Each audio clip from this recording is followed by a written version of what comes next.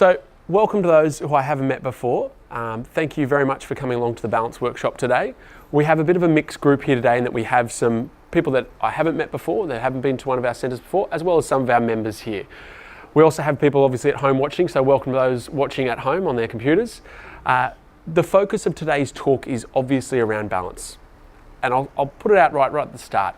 What I want for today is everyone to leave today with a greater understanding of how their body balances itself, and then practical tips to improve your balance. Does that sound good? Yep, we're here for that. Great, fantastic. Before we get into that, I'll give you a bit of a background about myself, why I do this, and obviously why I'm so passionate, why I'm here today talking to you about your balance. My background is actually in chiropractic. I started studying chiropractic just down the road here at Macquarie University. That was a while ago now, 15 years ago now. 15, 16 years ago. And while studying that, I wanted to become a sports chiropractor. I thought that'd be the best job in the world, particularly the chiropractor for the Australian cricket team. Well, the way our cricketers are playing right now, I think they probably could have used all the help they could get, but unfortunately, not unfortunately, I had incidents happen that changed the direction of my life. I had a positive incident and a negative incident. The first one, the unfortunate one, was a family friend. She was living at home independently and had a fall. She fell at home, landed on a hip and fractured a hip. She was obviously rushed to hospital. They started doing the surgery to replace or repair the injured hip, and while she was under anaesthetic, there were complications. She had a stroke. She woke to and she was obviously paralysed down one side, and obviously having a hip fracture on the other side makes it very hard to recover. There was an infection post-surgery, and her health deteriorated quite rapidly, both mentally and physically. And she unfortunately passed away around 7 months later. So on the sidelines watching that happen, it was obviously quite hard. Watching someone that you love, that you care about, and seeing them go downhill quite rapidly. And the thing that triggered it all was the fall. Once the fall had happened, everything else cascaded downwards. So I began researching this. As I said, I was studying at the time. I was just about to go into my thesis, do my master's research project. And instead of doing sports, I changed it into balance and fall prevention. So I started reading up on all the things that people could do to prevent falls, because I saw that as the key. What I learnt while I was doing this was that you need to do a holistic program, looking at your strength, your flexibility, as well as your balance. And if you're covering all those bases, you're going to get much better results. Makes sense, doesn't it? Yeah. Yet a lot of the programs out there were just doing a little bit of this or a little bit of that, and they weren't covering all the bases as was being recommended in the research. Secondly, a lot of the programs out there, I'm not sure if you've heard this, a fall prevention program. Do you know what you have to do to qualify for a fall prevention program? Have a fall. That's one of the key requisites to get into a fall prevention program. To me, that sounded a bit backwards. It was like waiting for your brakes to fail before you're allowed to go see the mechanic. Because as was the case with my Auntie Ellen, once you've had the fall, it's too late. So on the flip side to that, I had a really positive event happen. My grandfather, my papa, who I saw this morning, he was 76 and got a phone call from his local gym. This was 14 years ago, because he just celebrated his 90th birthday this year. The gym rang him out of the blue. They probably picked his name out of the phone book and said, "Mr. Brown, you've won our introductory offer." I'm sure they had no idea who he was, and that he'd never been to a gym before, and that he'd never had any experience with this type of exercise before, but they offered him to come down for a free trial at their gym. Of course, he said, "Yes, well, I'll come tomorrow.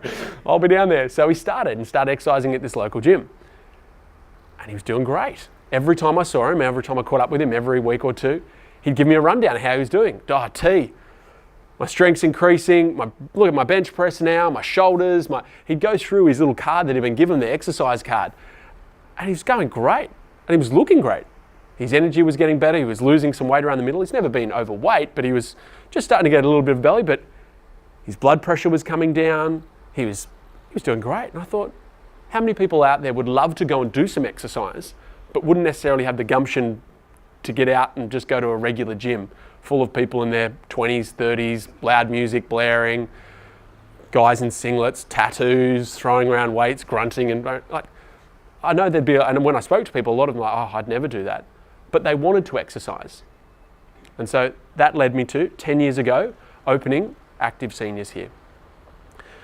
Over the years, we've obviously grown up. We're a busy little centre, as those you would have seen as you were coming before the talk. We've got people coming here all day now. I'm very proud of how well our staff has done to create a great centre that really helps people stay active and healthy.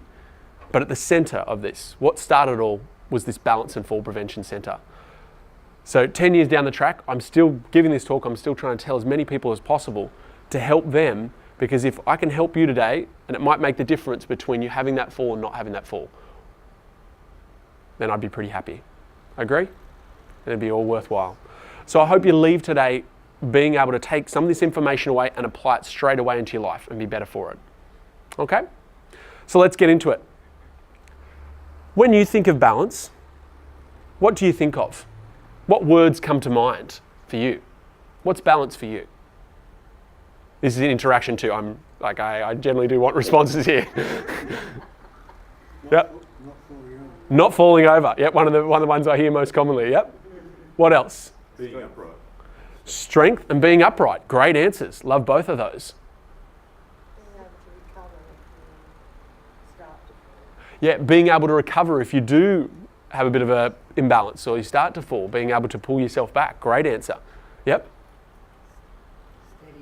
Steadiness. Love it. Great. When I think of balance, yes, the technical definition is your body's ability to hold itself upright against gravity. That's the technical definition. But for me, I also think quality of life. Every activity you do in your life, whether that be going traveling, having lunch with friends, working in the garden, as you can see our wall of gardens there, of all our members' beautiful gardens. Any activity you do, no matter what it is, requires your balance. But as soon as you start to lose that balance, you lose the ability to go and do those things. Or you lose your confidence. You agree? When you don't have the balance, you don't have confidence. And it changes who you are, not only physically, but then also mentally and emotionally. And then we see this with a lot of people. Once they've had a fall, the biggest change isn't physical. The biggest change is up here. It really starts to create fear in their life, and they're not able to get out and live the life that they want to. Have people seen this before? People seen it with others? They may have experienced themselves, but with others as well? Yeah, that's a big part of it. So a lot of it is giving people back the confidence, giving people back the control to take control of their health, can take control of their balance, and feel better for it. Okay? Now, to go into a bit of, I'm going to talk a bit about anatomy today and how your body works, but I don't want it to be too boring or dry. So if it gets a bit dull and I see people's heads start to drop off, I'll know to speed along a bit more. But I do think it's really important to understand how balance works in your body. Of your brain's activity while you're awake, do anyone want to have a guess at how much of that activity is controlling your balance as a percentage? 10%, 20%, 50%, 75%. How much of your brain's activity do you think is to control your balance? 20? 20? Yep. Any other guesses? Likely. What? I would say likely.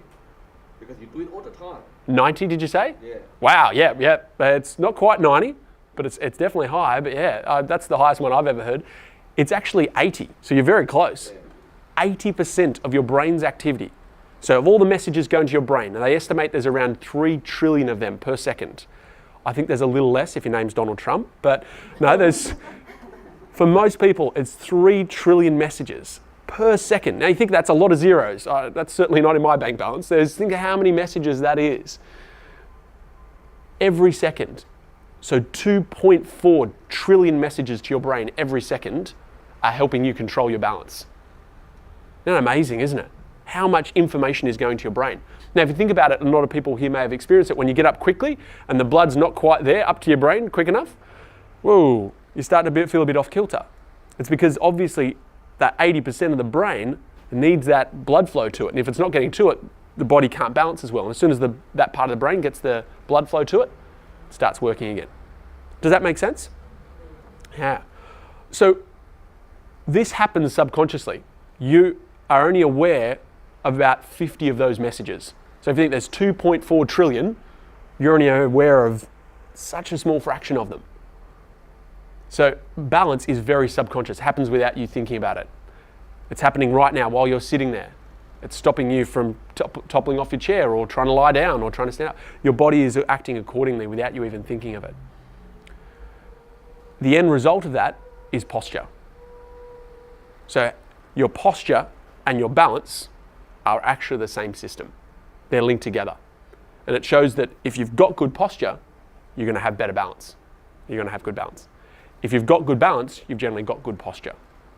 But if your posture starts to go down, so does your balance. If your balance starts to go down, your posture goes down. Have people noticed that as well? Notice that with people around? Like when they start to become more hunched over and then the steps start to shuffle a bit, then or people aren't standing tall and walking well. Yep, people have seen that. Friends or family. Yep. I mean, obviously I see it. But. Right. So what do you think gives the brain that information? What parts of the body give the brain the information? Yeah. You don't need to put your hand up. You can just shout out, Jeff. I'm easily pleased. Visual and musculoskeletal. Wow. Well, thanks very much, Jeff. You've nailed everyone. No one else needs to answer the question. That was good. Usually I get a few people contributing there, but Jeff's got it bang on right. Your eyes, the visual input, your ears, and then your musculoskeletal system, in particular your joints. Your joints have a lot of information in it. And we're going to talk about all three of those areas today, and then how we can work on those areas. Sound good? Yep, great. Good. So I've already kind of jumped ahead on that slide. So the eyes, the ears, and all the joints. Great.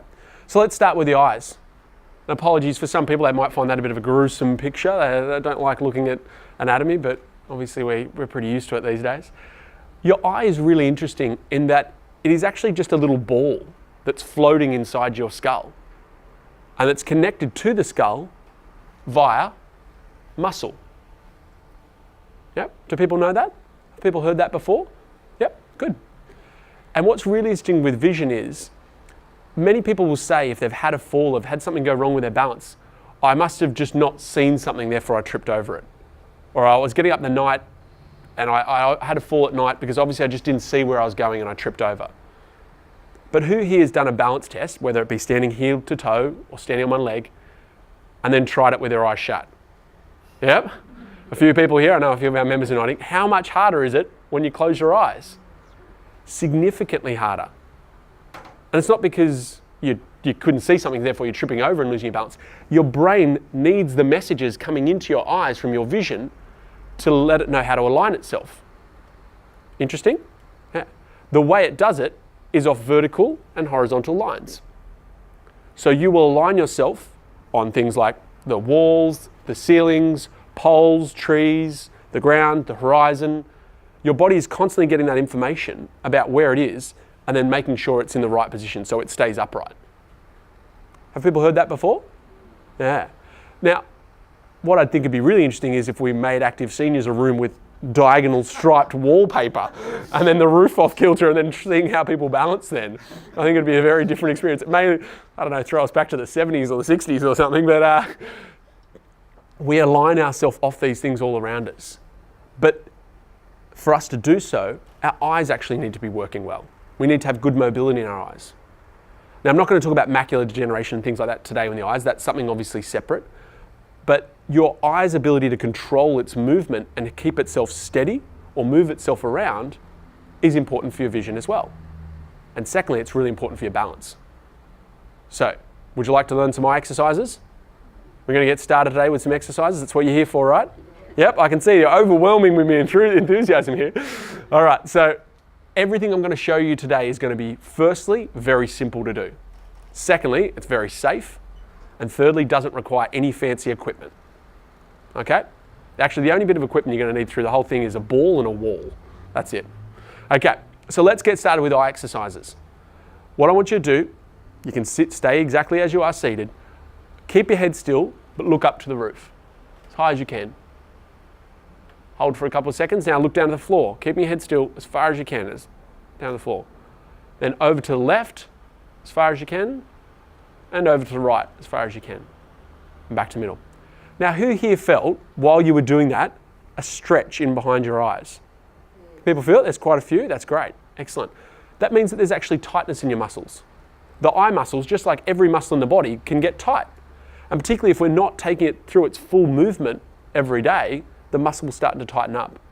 And by moving it and stretching it, you're keeping the eye limber.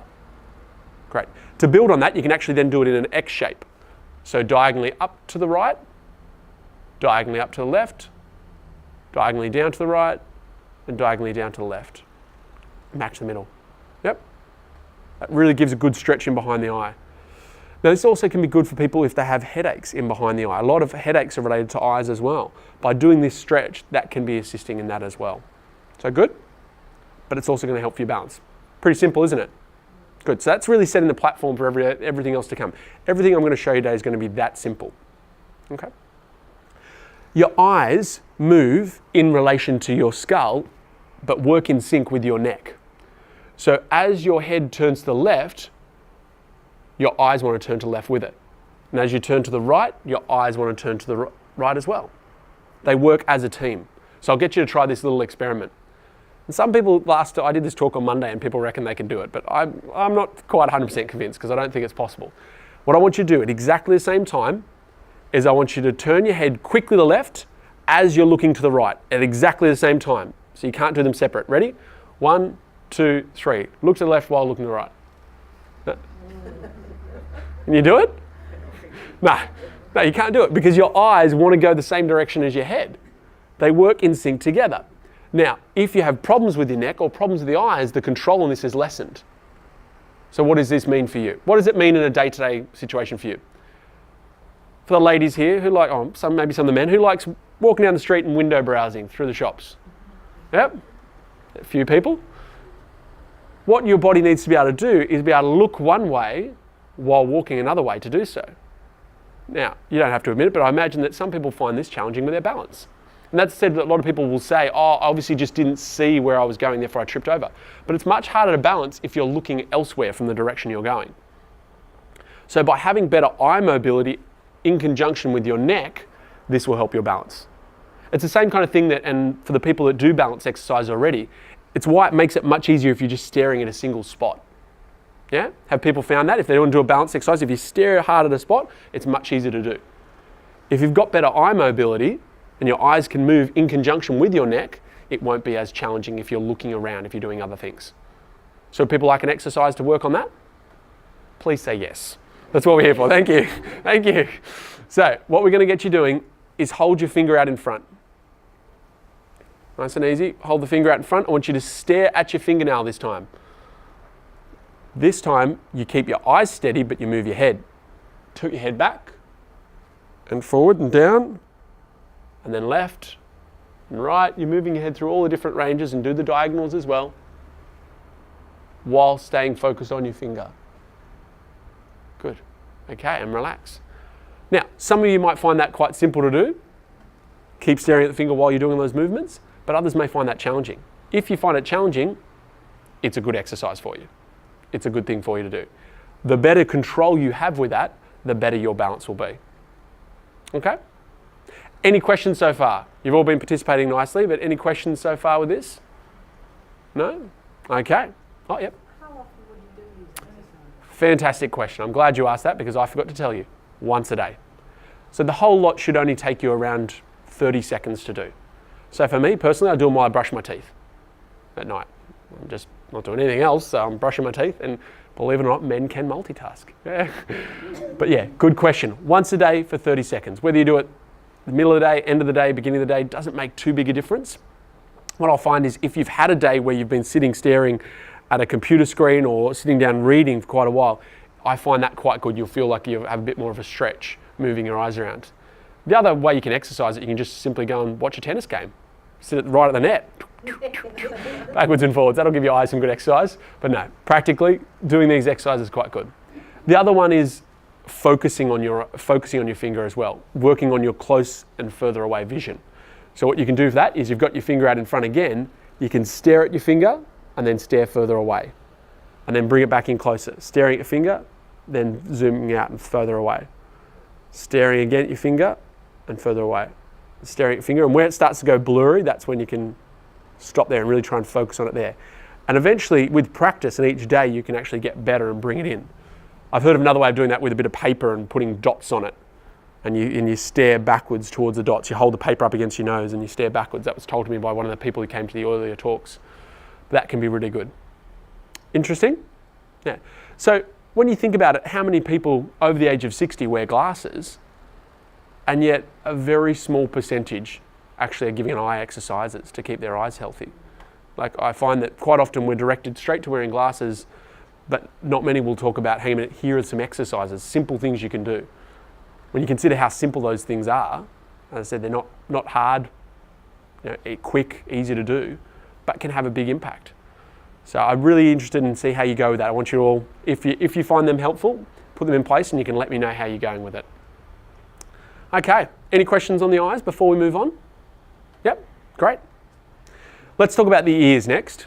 Because as we said, and this is the one that most people say, when I talk about balance, this is the one that most people will refer to when they say what part controls your balance. Because most of us know about the ear and the effect that it has.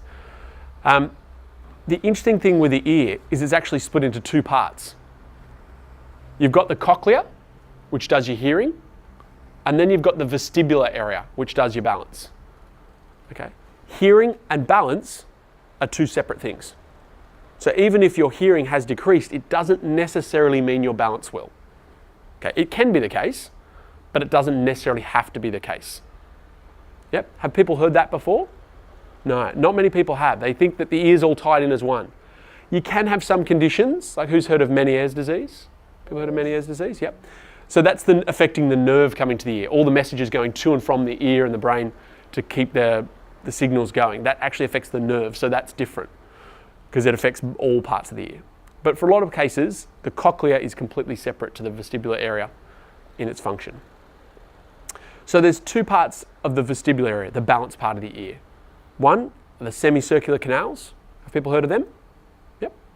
The other part is the one that most people haven't heard of, and that's called the otoliths. Okay, so I'm going to explain them first. What they are two matrices, one running vertically and one running horizontally. Now these matrices have little hairs sticking straight out of them, perpendicular to the mattress. So for me, I imagine like when the old stunt shows, they used to have the old bed of nails. Do you remember when people lay down a bed of nails? And whack them and break tiles on them, do crazy things.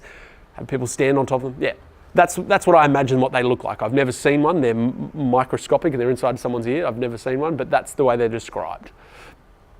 And what these matrices do is they detect movement either up or down or forward or back. So imagine you're hopping in a lift. You caught the lift up here. As you're starting to slow down, or you take off, as you go up, those hairs, the ones on the vertical one, will move. And then as you come to a stop, as you're getting to your floor you're hopping off at, the hairs will move again. And that gives your body the signal, oh, I'm moving up or I'm moving down, which is important for the body to know. What it does then is send messages back through the nerve, back up to the brain. That's one of those 2.4 trillion messages. The brain goes, oh, we're coming to a stop. I need to tense the right muscles. So it'll send the messages back down to the body to tense the right muscles. Just like when you were turning your eyes to the left, it'll tense those left neck muscles. The body's constantly working in sync. All those parts are getting the information together to make it work. Yes, sir. Taylor, which part of that is it that you're just... It's in here. Unfortunately, with this picture, it doesn't show it clearly. Apologies. It's in underneath the semicircular canals. In underneath there's a little catchment area there before it gets to the cochlea. Thank you. Good question asked. So it sits underneath the semicircular canals. The other mattress lays horizontally, and this is the one that probably would get used much more. Think of your forward and back movement. So for any of us here who've been stuck in traffic, Lane Cove Road in the morning or Mona Vale Road in the morning, stop, start, or Pacific Highway. Every time you're doing that, every time your body's stopping or starting in the car, it's moving those hairs forward or back. And again, the messages go back through from that area, back into the brain to say, all right, we're going again forward. We need to tense the neck muscles so we don't drop our head forward. We're going back, we've accelerated. We need to tense the neck muscles at the front. So there's that constant communication between your ear and your body as to what's happening to make sure you're staying upright. Yep. Interesting. Yep. The other part, so that was up and down, forward and back. The other part are the semicircular canals. And what they do is they detect rotation. Either the head tilting forward and back like this, like turning movements, or turning around, or tilting movements. And what they are are big hula hoops, that's the way I like to think of them, that are filled with fluid. And as you spin them, or as you move your head, which spins those tubes, the fluid moves around them. And it passes a little gate with hairs on it again that say, all right, the head's tilting back. So what does it do when the head tilts back? It sends messages to the brain to let the nerves in the neck know we need to work again. Yep. So everything's working in sync. Now, who here's had vertigo? Anyone here have vertigo? Yeah, quite a few. Yeah. You wouldn't wish it on your worst enemy, would you? It's horrible. Now, a lot of the cases of vertigo are what they call BPPV, or benign paroxysmal positional vertigo. And the way that a lot of people get described is you've got crystals in your ear. Have people heard that before? I've got crystals in my ear. Yep. What happens is you've got those mattresses, the otoliths. They've got the hair sticking out of them.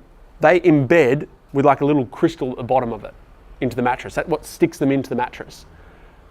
They can break off, and with time, like a lot of hairs, like the ones on our head, they can fall out. But they fall out, and this is a good question why you asked before, Jeff, about where these are placed. They fall out and they can fall into the semicircular canals, particularly if you're laying back at night. And all of a sudden the crystal's fallen into that tube, and now it's sending that message spinning around even when you're laying still. So someone gets up from a sitting position and that crystal dislodges, and all of a sudden the brain's getting the message from that tube, all right, we're spinning, we're tilting backwards and forwards. But the eyes and the neck are saying, no, we're not, we're still.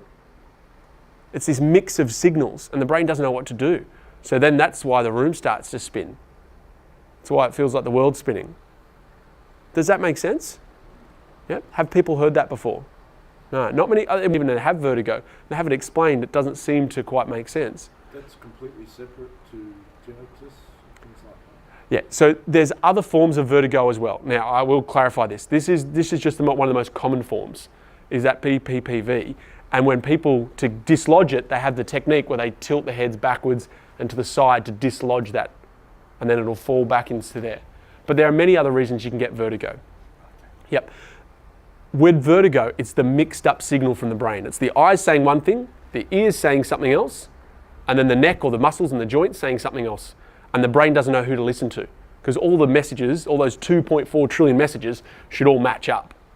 But when one starts saying we're off to the left and the other one's saying no, we're in the middle, and the brain goes, well, hang on a minute, I don't know.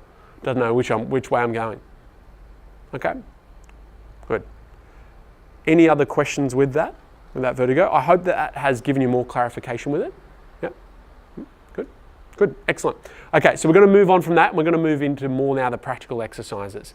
Now, we have been sitting down for half an hour. I know people start to get a bit, after half an hour, your muscles switch off and you start to get a bit sleepy. So what I want you to do is we're going to stimulate our sixth sense.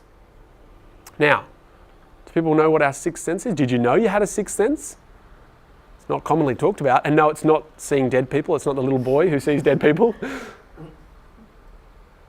What I want you to do is I want you to put your finger out in front again for me. I want you to close your eyes and reach out and just tap that finger on top. Yep. We all got it? We're close enough to it? Yep, you got it? Good. Now open your eyes. Now, which sense did you use to do that? You can relax your arms down. Which sense? You didn't use sight because you closed your eyes. See, people say memory, but it's not really a sense. But you can do it, like you're constantly aware of this sensation. Like you're constantly aware of where your body is without remembering it. You don't have to think of it. You're not using, people say touch, but you're not really using touch because you'd need to walk your way down your hand to get to it if you're using touch. Yeah. What it is your spatial awareness, your body's spatial awareness. And it's called proprioception. Have people heard of that before? No, most haven't. Proprioception, I feel, is probably one of the most underestimated things in your body or functions in your body that is vital for your health. Yep. And the better your proprioception, the better your overall health and well-being, particularly for balance. It has other effects, but particularly for balance. Every time you move, you send messages up to your brain to let it know where you are. So even if you're sitting still, you're still getting proprioceptive messages to the brain. But every time you move, you give much more messages. So what I want you to do, you can stay seated, but I want you to just tap the feet with your ground, tap the feet on the ground. Now shake the hands out. Good. Roll the shoulders, move the spine. Yep. Good. Okay, and sitting back. Who here feels a bit more awake now? They've done that. Yeah, a bit more alert. Yep. Now, most people say, oh, it's when you exercise, you feel more awake because of the blood flow. I think that's a part of it, but I think the thing that's left off is the proprioception. All the messages coming from all over the body that stimulate and wake your brain. Now, there's a lot of great research, and it's actually been in the media quite recently around Alzheimer's and exercise. Have people read the articles or seen the articles on TV? Showing that exercise is still the number one thing to help prevent Alzheimer's. People staying active and exercising. And most will say it's the blood flow to the brain for that reason. The thing that I believe that's being left out is proprioception. The more you move your body, the more you stimulate the nerves that go up to your brain to keep you mentally active. Yep. This also affects mood. And there's a lot of great research showing exercise is one of the best tools to help with depression and anxiety and mood disorders. And again, people say blood flow. As soon as you get exercise, you can get more blood flow. That makes you feel better. You release your endorphins, these happy hormones. But I think, again, the thing that people are missing out on is this proprioception. To make this make a bit more sense, where do you think in the body you have the most proprioception? What parts of your body do you have the most proprioception? Neck? Very good. Excellent answer, Jeff. Yep. Back? Fantastic. Hands? Yep. We're missing one other. Right down the bottom. Not hips do, yep. Feet. Okay. So who here has had a hand or a foot massage before? Yep. How good do you feel? Like, oh, for some people don't like them, they're a bit sensitive to touch, there's a bit too much proprioception. But how instantly relaxed do you feel as soon as someone starts massaging your hands or your feet, you go, ah, and the dribble starts to come out of the corner of your mouth. Yep. Now, that's got nothing to do with blood flow. That's all proprioception, but your whole mood changes, you relax, you do everything. Now, unfortunately, folks, I'm not offering everyone a foot massage. That wasn't part of today's deal. It's been a bit of a warmer day, it might be a bit smelly. But what you can do is you can do that yourself at home to increase your proprioception. So I'm going to give you an exercise now, very simple, using a ball, in particular a spiky ball. Anyone seen the spiky balls, the massage balls? Anyone got one? Anyone use these at home? Yeah, great, fantastic. Do you use it to massage your feet? No, there you go.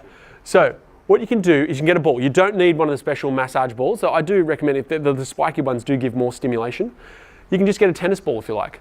And you can put it underneath. I won't take off my shoes. I won't try and demonstrate. It's a bit hard here and a bit hard for the people at home to see. But imagine my hands, my foot. You can roll that underneath your foot, forward and back, along the edges. And doing that for a minute will really relax the feet. Feels great. I find this particularly at the end of the day when you've been on your feet and done quite a lot of walking or been out all day. The more movement you get in through that area, the more it wakes up these nerves which stimulate the brain to let it know, all right, it's waking up that area. But secondly, it's actually starting to stretch and mobilize all the feet joints, all the little intrinsic muscles, little small muscles of your feet to get them more flexible and mobile, which is great for your balance as well. So who here is keen to do that? Go home and rub a ball underneath your foot for a minute either side, really easy. Now, the size of the ball will obviously depend on the size of your foot. If you've got a size 12 shoe, like obviously you're probably going to need a slightly bigger ball, but if you've only got a little petite foot, then obviously go for a small one. But for most people, a tennis ball is a good place to start if you haven't done this before. For some people, they like a firm one, you can go to a golf ball. That'll dig in, that'll be a bit harder. You can do it seated or you can do it standing, depending on what you feel more comfortable with. Okay, so rolling that. And one of the reasons, as I said, it's really good is it increases your mobility in your foot. And that's really important for balance.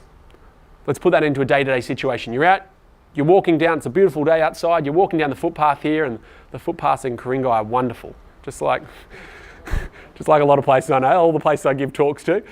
But say you hit a crack in the footpath. If your foot's really stiff and you've got no flexibility in it or no flexibility in your ankle, what's going to happen? You tip over. Now, your knee is next. It only goes forward and back. It's a hinge joint. You don't want it to go to the side. If it goes to the side, you're in real trouble. So the next joint to really come into play is your hip. But by that stage, you've already tipped almost half your, like about a third to half your body weight over that side. And unless you've got good core strength, which we'll talk about in a minute, you're going to topple over to the side. Whereas, if you've got good foot and ankle mobility, I can just roll with that bump on the ground. Agree? You can see that? So let's talk about getting the foot and ankle moving a bit more. And again, it's quite simple. It's a bit hard for me to demonstrate again for the people at home in the camera, but what you want to be doing is just rolling your foot. You can all do that here while you're sitting, just pointing with your toes and rolling your foot, making circles, going both ways. You might hear a few clicks and everything as you're rolling it. That's fine, as long as it doesn't hurt. And as with any of these exercises, if they hurt, obviously, please stop. Do not do something if it hurts. That's the body way to say, don't do it. Yep. Okay, another one you can do just pointing forward and back. You can go up onto your toes as well. It's another great exercise for strengthening the muscles in there. Because remember how I said it's about flexibility and strength. When we think about the eye exercises, the looking all directions was a stretching, that's a flexibility one. The holding it steady was a strength one, and zooming in, that's a strength one. When we're looking at the body, we want to keep it flexible and strong and have lots of good messages coming from this proprioception. That's going to give you the best balance. Good? Now, one of the sides to this is, and one of the most common bits of information given out around balance is about wearing supportive shoes and good supportive shoes. And I definitely agree with that. But the one downside of that is most supportive shoes don't let your foot move around a lot. And if you're out and you're walking, I definitely want you to wear good supportive shoes. Please hear me out. But it's also good to take those shoes off and get the foot moving. Yep. People can see that? Yeah. So I think that's just an aside to it. So a lot of the information given, like wear supportive shoes, don't have cords running on the ground, don't have loose rugs around. I mean, that's good quality information, but it's all surrounding the environment around you. But sometimes you're going to go for a walk in places where there isn't a good environment, where it's a little bit trickier. So it's good to challenge your balance in a safe and comfortable environment by doing these exercises, by doing balance exercises. I quite often give talks down the northern beaches. We've got another clinic down the northern beaches. Walking on the sand, another great one, in bare feet, because that's rolling the feet around, getting the foot moving in different ways, getting more mobility and strength in all those muscles. Who here loves to go for a walk on the beach? Yep, in bare feet, it's great. I think it's good for the soul as well. There's something to be said for it, as well as good for your physical. So let's move up the body. The next highest area of proprioception is the hips. As mentioned earlier, hips are really important for movement. As I said, if you get to this area and you need that good flexibility and balance, and it's not just about if you're going to topple over, but even think about who here's a bowler. Who likes playing game bowls? We got any bowlers in the room? None. Oh, one. Oh, there we go. At least we got one. We should have a few in the room who are bowlers. That stability as you're going down. If your hips are stiffer, you're obviously very much restricted when going down. Or for the golf. Any golfers in the room? Yeah, we've got a few golfers. Great. The more mobility you have through your hips, the better you're able to swing the clubs and the better you're able to maintain your balance. If you're stiff through your hips, you don't have as much movement and flexibility. It's obviously affecting your balance. Okay? So the way to get your hips moving, this is quite a simple way, and I'd recommend for most people you just have a chair beside you while you do this, is holding onto a chair and then just swinging your leg forward and backwards. Forward and back. I'm just going to do a little bit longer so the people at home can see that there. Swing the leg forward and back. Then you can go side to side, swinging across in front. Has anyone ever done this before? Yeah, there's a couple that have, great. And then you start to make some circles because the hip is a ball joint and you want to move it around all everything so you can make circles. Yep, doing all those three. Now I know I've thrown a few exercises at you and you're probably going to leave today and think, oh, how am I going to remember this all? I'll make it easier for everyone. We're going to give you a handout and we're also filming these. We've actually already filmed these. And we'll email them one by one across. Each week we'll give you a different one, all right? If you don't want any more, you can just say stop. Just reply back if you don't want them anymore. But that way it's nice and easy to remember. And we'll start with the eye exercises and then we'll work our way through so it's easy for you to integrate them. Because one of the most common feedback I have from people when I do these talks is, oh, it was great. And then I talk to them 3 months later, I go, how'd it go? Oh, yeah, I forgot everything you said. I remembered one bit, but no, I don't do it anymore. So I find that's what we're going to try, and I'd love your feedback with this. Let us know if you found that helpful to do so. So if you're worried that, you know, and I notice no one's is taking notes, it's good. You don't need to worry about it. We'll give you all the information afterwards so you can remember. Then moving up into the spine, which is my favorite area, one of the highest areas for proprioception, including the neck as well. So the neck and spine, huge amounts of input to that part of the brain that controls the balance come from your neck and spine. And the better you move your spine, the more information, the better your balance. Yep.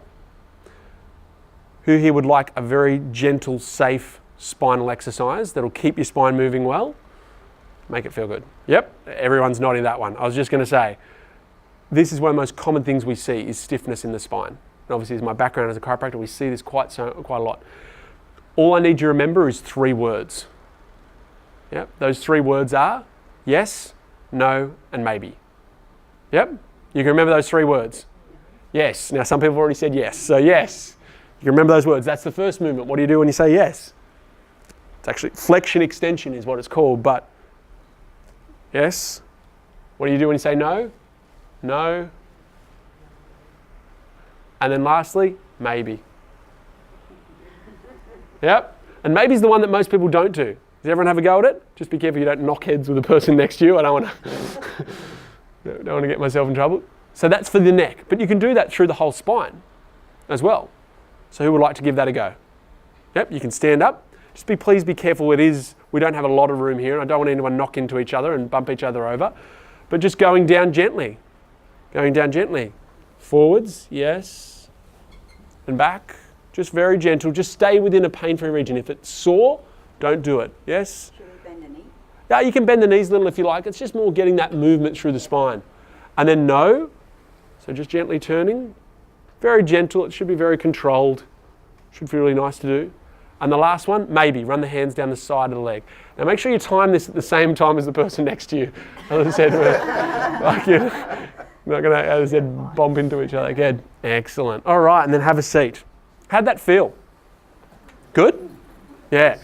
A lot of the feedback I get from a lot of members who do this, they like to do it in the shower in the morning when they've got some hot water running in the back, and it helps to loosen it up and get it moving well. Yep, that sound good? Excellent.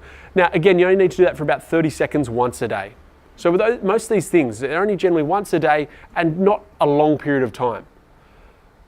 As I said before, there's a lot of things that I'm giving you too, so you don't need to do all of them in one hit. So you might just start with doing one thing, and then as that gets easier, you can add another one in. Or you might find that one's, yeah, that's okay, but you find the balance or one of the ankle exercise or the foot exercise feels really good. So do that one. Yep, you can pick and choose. You don't have to do them all. Good. Any questions with that? No? Good. Now, the other areas that people said that have high areas of proprioception is your hands.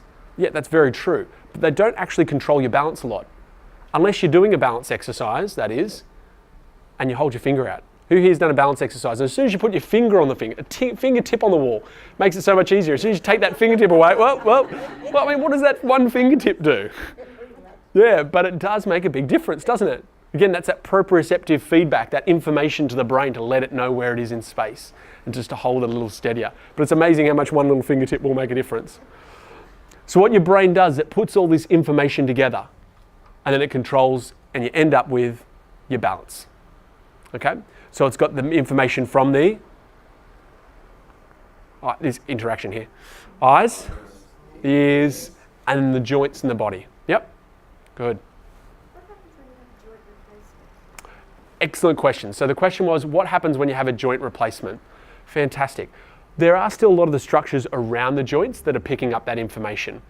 So the muscles, the tendons, the ligaments, all that. Now, they would have been affected by the joint and having it replaced, and there will be a reduction in it. So the joint will never get as much information as the one that you had previously, even if it's structurally stronger. But what will happen is the other parts of the body will compensate as well. So the body's very good, it's very adaptive. It can change as per needed. Yep, does that make sense? Yep, fantastic. To give you an example of that, to give you a story of it, one of our members down in our Beaches clinic, really lovely man, has Meniere's disease. And he came to us because his balance was decreasing. And he loved to sail and he loved to mountain bike. Now those two activities you definitely need your balance for. You would not want poor balance with that or man overboard. So he came to us to challenge his balance because his ears were getting worse with the Meniere's disease. We started doing the balance exercises and his balance started improving. Thinking, great, this is fantastic. He went back after 6 months to see his doc and said, the neurologist, and said, Doc, getting so much better now, all my balance tests are better, standing heel to toe, standing on one leg, doing all these different things, I'm getting so much better at it. When the doctor tested his ears though, his ears had actually continued to decline. His balance should have actually been going down still. The doctor was really amazed. He's like, well, you shouldn't actually be doing as well as you are. But because he was able to compensate by strengthening the joints up, the body stopped relying as much on his ears, because it wasn't getting the information from that. So it said, right, well, I'm not getting information from here, I'll get it from elsewhere. Okay? That's slightly different for vertigo, where you're getting different signals. If you just stop getting information from one area, the body goes, oh, well, I'm not getting information from the knee or the hip after it's been replaced. Better get more information from the ankle then, or the spine. So it's very clever in the way it can do that. It's pretty amazing, isn't it? And remember, there's a lot of information coming to that brain. 2.4 trillion messages is a lot of information. So the body's quite good at being able to adapt and compensate. Good. So how do you think you are going to improve your balance? I'm just curious today, what things are you going to take away to improve your balance in through the area? What things are you going to do? I've got one more exercise to give, but I'm just curious, what so far are people going to do so far? Eyes, yep. The moving the hips and the back, the yes, no, maybes, yep. Great. Ankles, fantastic. So you notice everyone's got their different things they're going to work on. The last one I want to touch on is strength, and in particular strengthening in through the hips and the core and the pelvic area. That's really critical for balance, and that's one often for a lot of people that they leave out. I can't obviously assess every single one here. A lot of our members are already in the room, so they'd have their individual strength exercise, but for those who don't come, it's hard for me to know exactly how to strengthen you, and everyone's got their own injuries. So I want to give you a really simple strength exercise, or actually two in fact, that I know are generally going to be safe for most people. Okay, but they will help to strengthen through the hips and the core and the thighs. Because most people, when they're losing strength through this area, will definitely affect their balance. When they're walking upstairs, they're stepping up to try and get something out of a cupboard, or when they're just even getting out of a low lounge. Who finds that a lot of fun? Yep. So strengthening the thighs and the core muscles will really help with that and improve your balance. So the exercise is quite simple. You just stand back on the wall and you bring your feet out in front. Your feet should be far enough away from the wall that as you start to slide down the wall, you make yourself into a bit of a chair. You can see as a chair. I'm sitting at 90 degrees and my knees are out directly over my feet. Directly over the ankles, in fact. So there's actually very little pressure on my knees. There's a little bit there, but not much. Mainly, I'm feeling this through my thighs. And if I push my back into the wall as well, I can feel it tensing that as well. Look like a good exercise? Yeah? Now, how long do you hold it for? As long as you can. Now, I can already start to feel that burn, like that's working in my thighs there now. Yep. It really strengthens the thighs. Does a bit through the hips as well, the buttocks, and in through the stomach, particularly if you're pushing back into the wall. Now, what I'd recommend is you do have a chair or something beside you so you can grab onto that to help you push up if you need it. If you get to the end and you go, oh, I don't think I can even get myself out of this position, have a chair or something, or have something to hold on to get yourself up out of it. The other one you can do, and as I said before, a lot of balance links with posture. And one of the most common postural problems we see is a rounding through your shoulders. Agree? We see it more and more. It's a real worry for me. And even looking at the younger generations now, there's so many more young, like kids on phones and anyway, that's another talk for another day. That's not what we're here for. But needless to say, rounding through the shoulders is bad for our posture, but it's bad for our balance. What most people are unaware of, it's actually really bad for our heart as well, because it puts pressure on our heart and all the nerves from that area traveling through that area. If you've got more compression there, you'll actually have more heart problems. And that's been proven back in research back to the 1920s when they first started doing autopsies on people with heart disease. They found that the more someone was hunched over through their upper back, the more likely they were to have a heart problem and a lung problem. So pretty important to get that corrected, isn't it? So this simple exercise is actually my number one favorite exercise of all exercises. It's called a wall angel. So there'll be a few people here who might know it, have had it given before. You stand back on the wall again. As I said, all you've needed so far for these exercises has been a ball and a wall. So pretty simple. You stand back on the wall, heels back on the wall, backside, shoulders and head, all back on the wall. And then you slide your hands up the wall. You just make sure you're clear of picture frames and photo frames. And keep them on the wall as you're sliding up, nice and slowly. So for those who haven't done this before, does that look easy? Yeah. I won't get you all give it a try because we're a bit limited for room here, but try that when you get home. See how high you get your arms up. It's much harder than it looks. I can guarantee you it's much harder than it looks. But it's a really great exercise because it's not only stretching these tight muscles in the front of our chest, which tighten when we round our shoulders, but it's actually exercising through the back here and pulling the shoulders back and doing it very safely. If you find you get to here and that's as far as you can get, that's fine. and then relax it down. But just gradually try and get a bit more movement. A lot of people will cheat too. And they'll bring their hands off the wall and go, "This is easy, Taylor. Don't know what you're talking about." You've got to keep the arms back on the wall as far back as you can, including the back of the elbows and the back of the hands. Okay? I said, make sure you've got a bit of a clear space. If you don't have enough space, you can bend the elbows. That makes it a bit more compact. All right? Does that sound good? Great.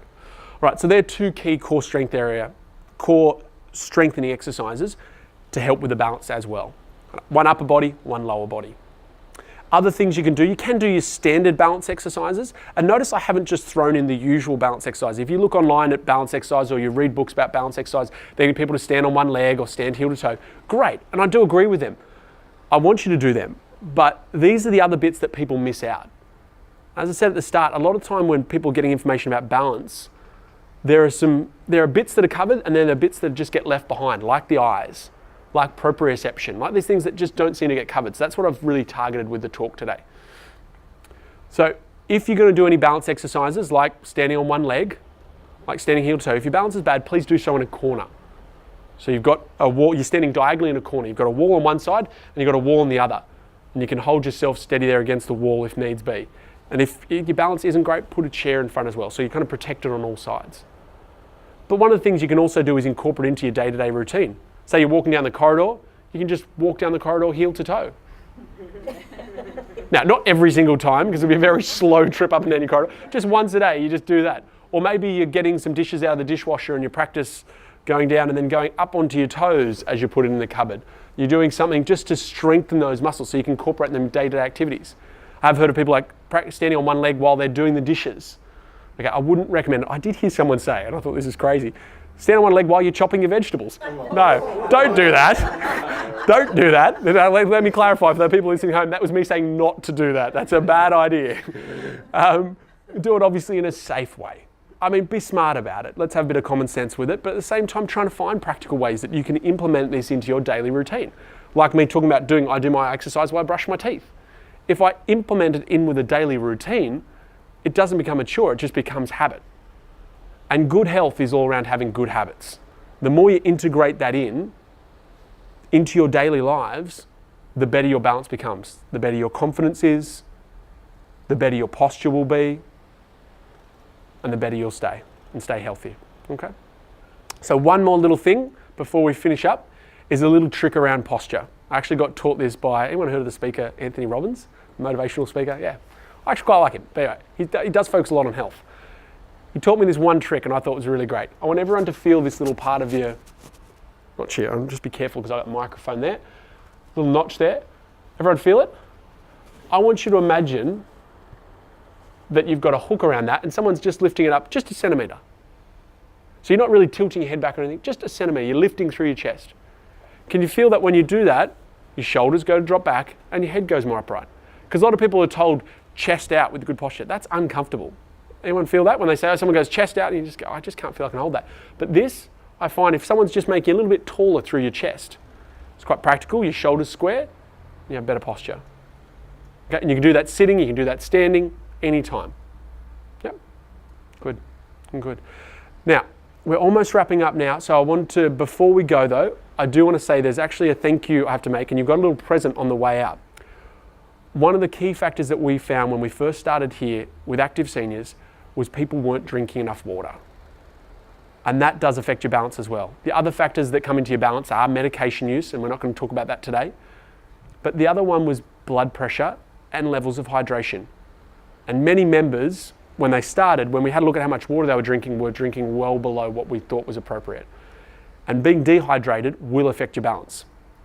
So on the way out, you've got a gift of a little water bottle, and that's from our co-sponsor of this event, which is Over 60. So we put this event on, obviously a lot of you would have found out through Seniors Card or through the clinic, but Over 60, which is a great online community. So they have articles, so if you go online, they've got all this great information. If you're like a person who loves reading articles about recipes and travel tips and all those kind of things, these guys are the best for this over 60 market. They've got all articles and it's all aimed at people over 60. So you're not going to read about what Angelina and Brad are up to at the moment or what, it's not like that. It's all good quality, good recipes, good travels, all those kind of things. So a really great website. So over60.com, I'll give you information then, but they've actually donated water bottles for today. So as I said, if you're interested in that, go and check out their website, over6.com. They send out regular newsletters and articles. Great thing to be a part of. With the water, if I leave you with this though, what I recommend for most people is not just a standard 2 litres. Everyone's different size, and I like to think of us as all different size cups. You're a bigger cup, you need more water to fill you up. So a lady or a gentleman who's say like 40 or 50 kilograms needs a lot less water than someone who's say 100 kilograms. It's proportional to your weight and your size, but also your activity levels. If you're out and about and it's hot and you're outside all day, you're obviously going to need more water than someone who's not. So the average for most people, though, I say is 30 millilitres per kilogram. So to work that out, for say someone who's 50 kilograms, that's 1.5 litres. Someone who's 60, it's 1.8. Someone who's 70, it's just over 2 litres, which equates to around 8 cups.